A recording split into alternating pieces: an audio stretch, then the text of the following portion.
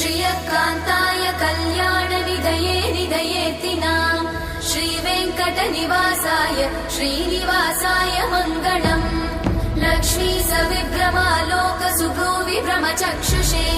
चक्षुषे सर्वलोकानां वेङ्कटेशाय मङ्गलम् श्रीवेङ्कटाद्रिशृङ्गाग्रमङ्गलाभरणाङ्गये मङ्गलानां निवासाय श्रीनिवासाय मङ्गलम्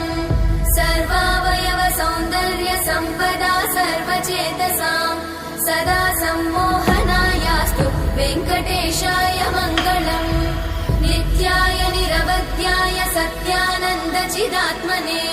सर्वान्तरात्मने श्रीमद् वेङ्कटेशाय मङ्गलम् स्वतः सर्वविदे सर्वशक्तये सर्वशेषिने सुलभाय सुशीलाय वेङ्कटेशाय मङ्गलम्।